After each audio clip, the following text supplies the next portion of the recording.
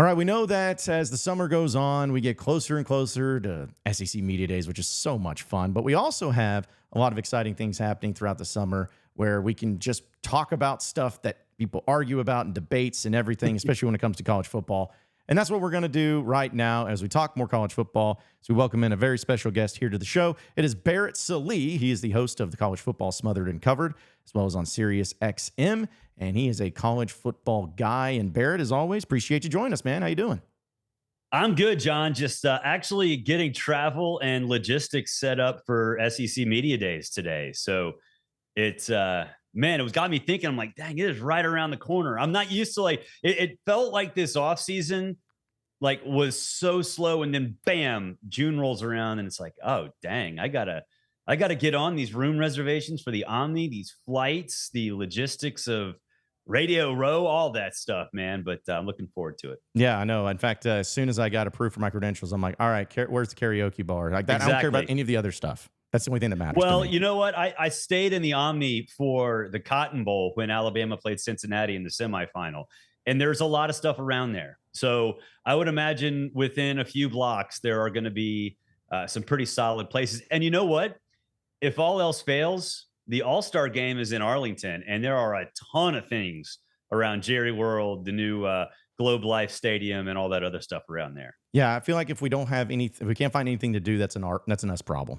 That's more on us than anything. But it is around the corner. But I wanted to, of course, talk to you about some things with Arkansas, because I get excited about media days. But Razorback fans, by and large, just they'll get excited once they get closer, but it just hasn't been consistent for them. And at least one thing to be like, oh, I'm pumped by this.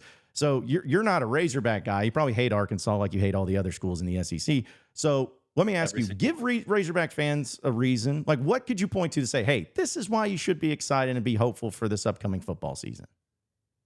Well, the quarterback situation is going to be wildly entertaining and interesting, just because it's kind of a crapshoot, but there's a lot of hype around it, right? So interested to see what Green does. So, that's the intrigue is there. The schedule is not an absolute minefield like it has been in years past, because apparently whoever was the scheduling czar in the SEC office decided that he didn't hate Arkansas anymore or moved on to a different job. So there's that. And then I know Arkansas fans hate to hear this. The negative can actually be something that is a positive long-term. And if Sam Pittman struggles, doesn't that bring excitement?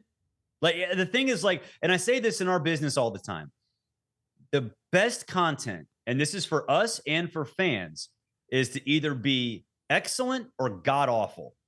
Because if you're making a massive change, then everybody's interested.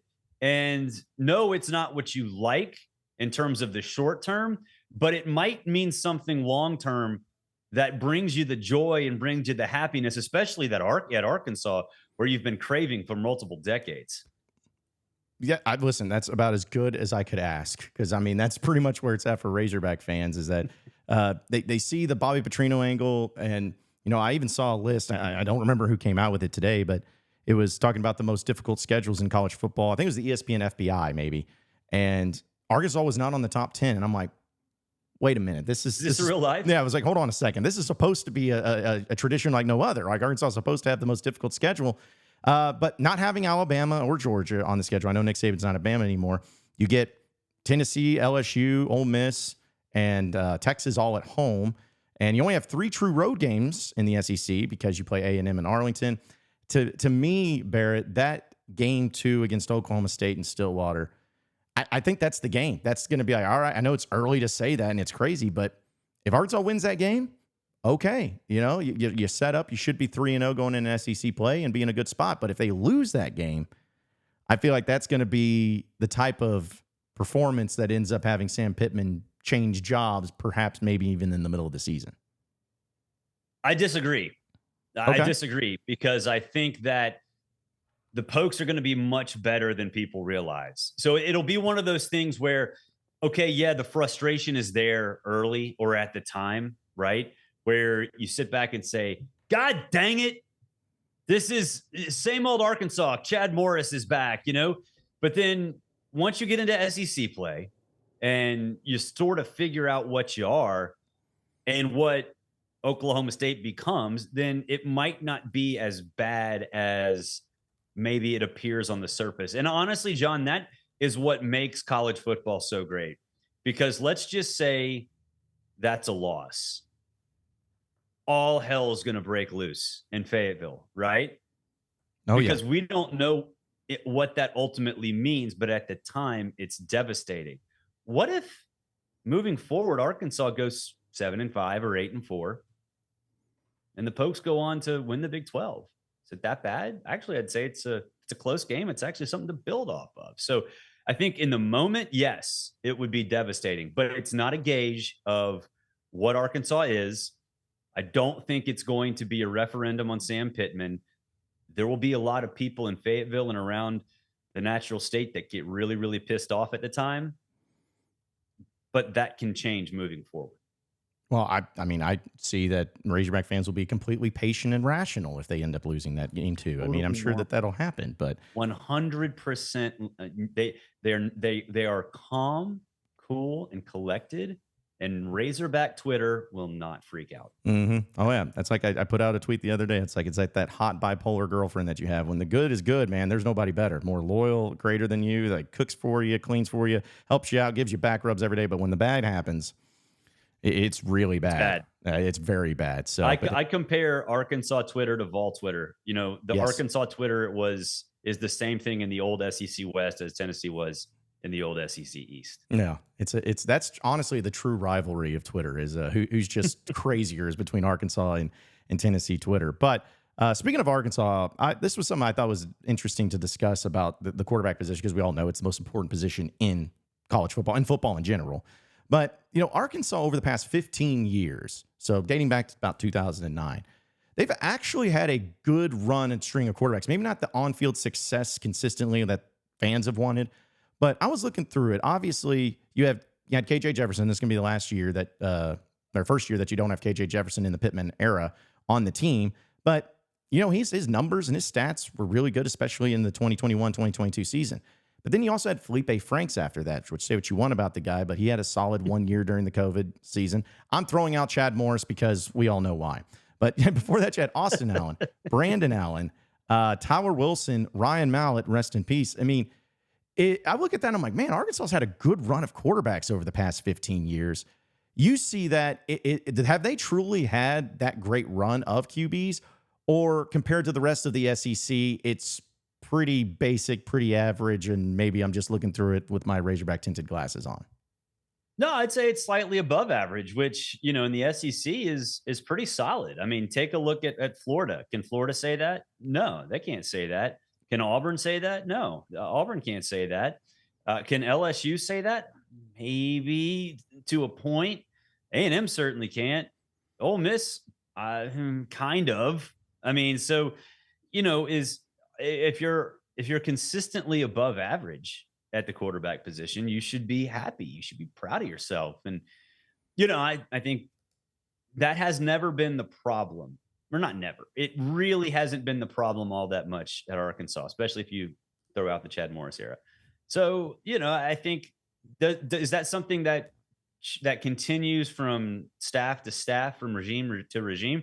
Probably not. It probably has nothing to do with it. It's just that Arkansas has just consistently found coaches that identify talent that is effective in whatever their system is. So, you know, and I know Arkansas fans probably understand, hey, look, you know, it's the defense 2 years ago that was the worst in college football, or it's the offensive line, which was terrible, or whatever. It's never really been the quarterback. And so I agree with you. I think that by and large, you can be happy with the signal callers. Now, I don't necessarily think it's something that you can say, okay, that means Green's going to ball out, right? Because I don't necessarily think there's correlation between each one of those players and each one of those regimes, and there's a little luck involved. But yeah, Arkansas has been fortunate. There's no doubt. Yeah, because I was looking at it, and, you know, I know that Arkansas has had their ups and downs, but the numbers have been there pretty consistently. And, you know, you mentioned it. That's where I'm at. I'm like, it's always something else. You know, like, feel like, hey, it's the most important position. Arkansas usually does a good job at that most important position, but it's the other finer details that they end up suffering with.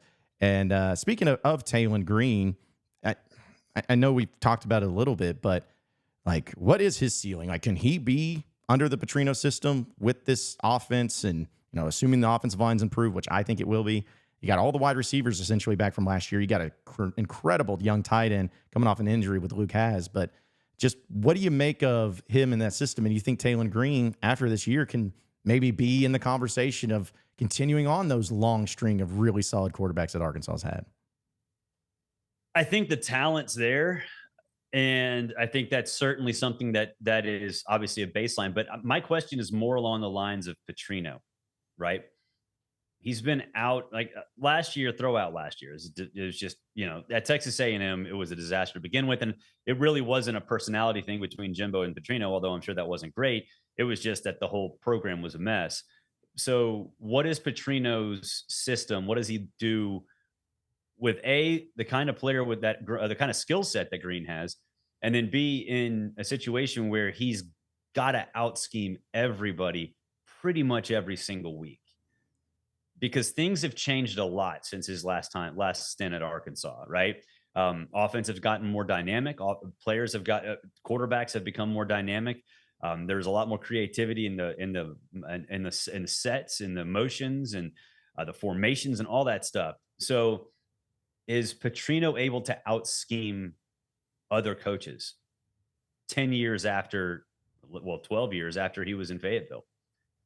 I don't know the answer to it. So I think the skills are there, right? The foundation is there for Green, and Petrino certainly has a track record. But in this situation, it's more stable than it was with Jimbo Fisher at A&M. I don't know how much more stable, but it's at least a little more stable. He's going to get that opportunity, and I think he'll be okay. But I don't think the expectation should be that he comes in and just wrecks shop like he used to. I think Razorback fans are just hopeful that they don't have to watch a game that ends 7-3 in regulation against Mississippi State again. I think let's start there and go up from there for the offense. But there was a lot of bad. I'm not gonna lie, man.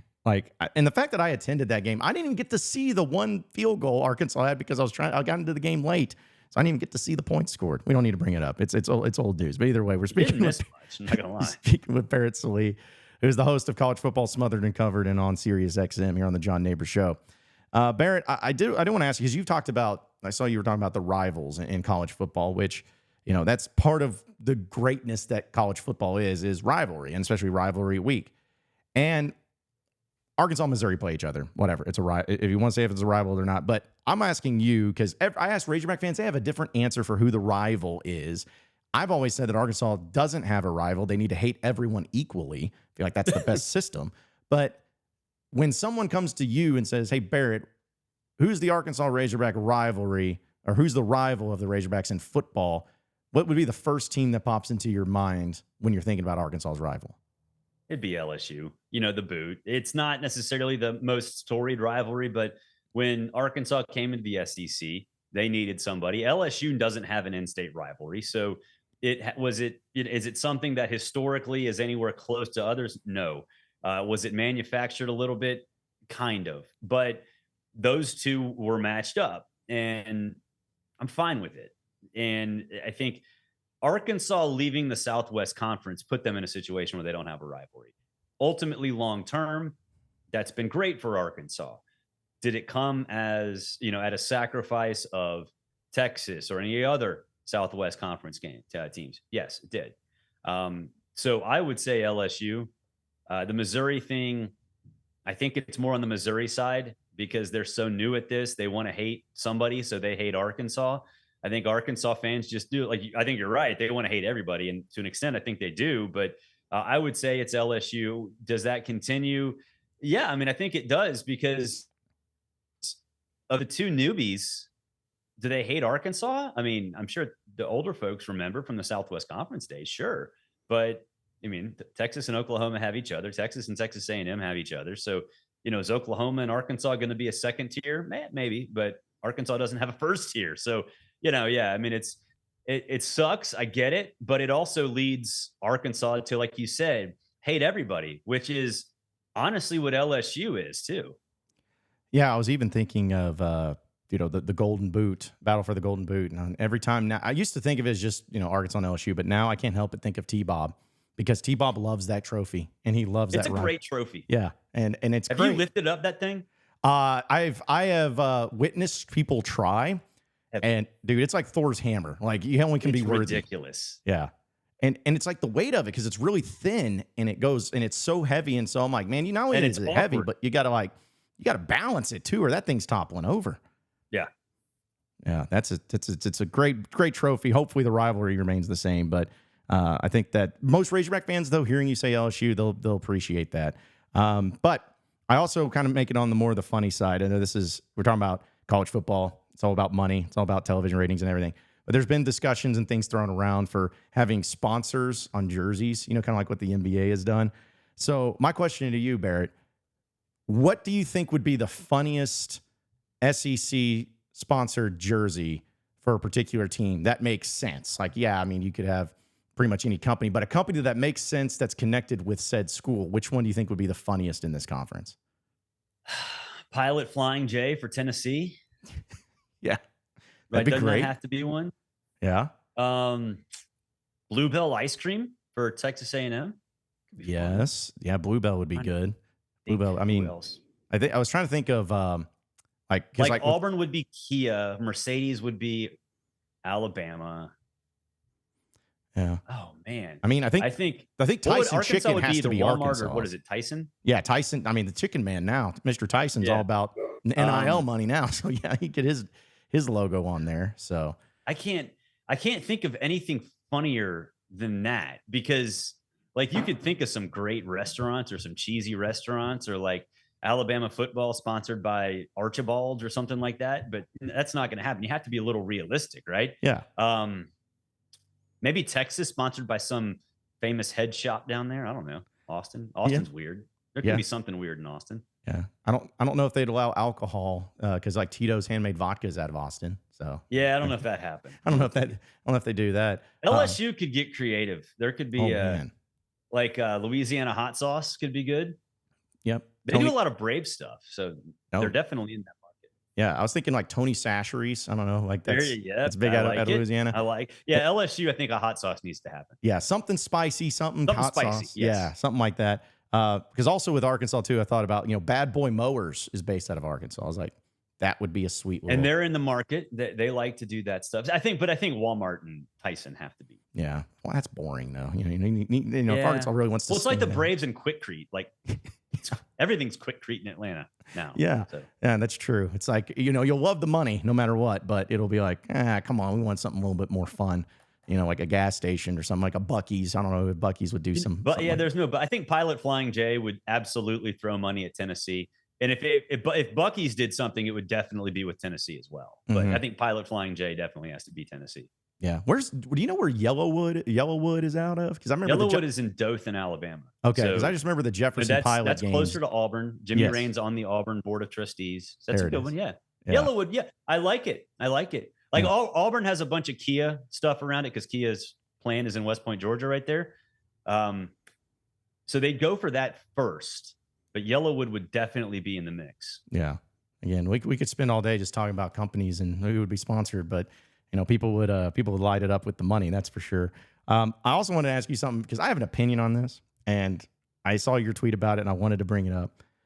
I cannot think of anything that is more meaningless to promote as a college football program than APR and GPA stuff. God. Like, this was something I'll never forget when it was Bielema was at Arkansas. This is not a slight against Bielema. I think it was more of just the organization. But, Arkansas was getting their taints handed to them in games. But then it's like, hey, congrats on getting the 3.2 GPA. It's a school record. I'm like, fans do not care. Nobody cares about that. So is it just for like, hey, we're bored and we need something to promote. Here you go. Here's our APR. Like, why do schools do that? Like, why do they promote GPAs and APR scores? I guess they're desperately trying to maintain the student part of student athlete. And because like I'm a national guy, right? And it came out yesterday and I can't even tell you how many emails I got within like 10 minutes of schools promoting their APR scores. I'm like, delete. I don't give a crap about what your APR score is. Now, look, if your players are smart and they graduate and they're on track to graduate, awesome. Fantastic. Celebrate that. It's awesome. Yeah, You don't have to find a way to put lipstick on a pig, even if your players are dumb. Like, right? It's just like nobody cares. Nobody cares. So is it a way for SIDs to stay busy? Yeah, probably. Well, and it's funny because a quick story about that. So I was at the U of A when Bobby Petrino was coach there, and I was friends with a couple of the players. And one of the players told me the story about Bobby when he was a JUCO transfer. He said he got in there and they had this meeting with the new players, and they were with an academic advisor or whoever, and they're telling him about all this great things, doing this. And he said that after that, she walked out, and then Petrino came in. He was just like, if you want to be a doctor, we'll help you be a doctor. If you want to be a lawyer, we're going to help you be a lawyer. I need you eligible. Like that's just what it was. I need you eligible. I don't care what it is you do. I don't care. It will help you out with whatever endeavor you want to get into. I need you eligible. And I'm like, that's how fans are. They're like, it's great that you want to be a double on major in business and whatever. But it's like, at the end of the day, fans are like, but can you throw the ball? Can you catch? Well, but here's the thing too. Like, that's perfectly fine, right? The coaches are there to coach football. The players are there to play football. A lot of them want to go on to be doctors or lawyers or architects or whatever. And that's great too. And if you're a football program, absolutely you should help facilitate that. And all of them do. And so like this idea, like, oh, they're all there to play school. No, they're not. I know a lot of players who graduate in 3 years and have planned for what they want to do after the NFL and think that they can still be NFL players. And that's great. And so this idea that they don't care by and large is not true. And I think a football program, and Petrino, you mentioned him, that's the exact way you should go about it because that's your job. Yeah. I mean, because no, you're not getting raises for great GPAs. Like, I mean, you're not keeping your job as head football coach for GPAs. But it's like Josh Braun. But it helps. Yeah, no, for sure. Couldn't hurt. Yeah, like Josh Braun, the offensive lineman for Arkansas. I've had him on a few times. He's a good dude, but he's already married for one. Like, he doesn't mind me telling this, but he's been married before he even turned 21, and he is about to graduate. I think it's this summer with his master's, and he's only been in college for like 4 years. And I'm like, dude, that is sweet, and that is a really cool thing. But then I also, again, when I was in school, I met kids that were like, I'm having the most basic generic like major, taking the most basic classes, and I'm going to do the bare minimum to make sure I stay eligible. And I'm like, It's your prerogative. You're an adult. You can do whatever you want. And that's how I look at it. There are a lot of regular students that do that too. I'm just there to party and get a degree in whatever I want to get a degree with and drink a lot of beer in the process. Yeah. I mean, that's why I went to college for 7.5 years. It just took me a little bit longer. I got a C in racquetball for that. Okay. How did you get a C? Like what hurt you in that? I signed up for racquetball and I forgot that I signed up for racquetball. So I never showed up. Like, I literally never showed up. That's a great class where you don't show up, but yet you still pass. It was great. I mean, yeah. I probably should have. See, the thing is I regret. That's not that I regret getting a C. I think that's a good story. I regret forgetting because I would love to be good at racquetball. That's a fun sport and very, very good for your cardio. I wish I remembered that I signed up for it. But getting back to the beers part, there were probably a few too many either before or after or during me signing up for classes that year. Yeah, because I took all the classes. I took bowling, I took golf, I took weight training, which was kind of like my favorite class ever because all we did was you just went into the weight room there at the Hyper, which was the kind of the recreational place at the U of A. But the class was taught by a gymnast that I was crushing on, and she just graduated. So I'm like, I'm going to take this class. So I took it twice. I took it twice in 2 semesters. It was great. That's good college. Now, here you mentioned golf. I don't know if this is true, but I know when I was at Auburn, this was being discussed, and it should be true everywhere. Golf should be a required class in the business school everywhere. Yep, I agree. That's a great take because you're going to have to, if you're going to be successful in business, golf is going to be a part of it. Yes. 100%. Yeah. That's a great take. That's all. You know what? You start that movement. And I don't think many business degrees or business majors would take a problem with that. I don't think they'd be like, wait a minute. We don't want to take golf. We'd rather take macroeconomics or something like that. Very important. Yeah. It's very important. You can go out and shoot a 110 and like make one good shot every 2 holes, that's going to be helpful moving forward. Mm-hmm. Yeah, I think you should even write off all your golf clubs and golf balls as a tax write-off. Ultimately, that's the goal here. Yeah. We're listen. We're on top of it. We know what it's up. We know what's going on. But either way, hey, it's always fun talking with you, Barrett. It's Barrett Sallee, the host of College Football Smothered and Covered on SiriusXM. You can follow him on Twitter at Barrett Sallee. Appreciate it as always, my man, and look forward to catching up with you. And we'll see you down in SEC Media Days here in about a month, man. It's going to be great. Yeah, man. Looking forward to it.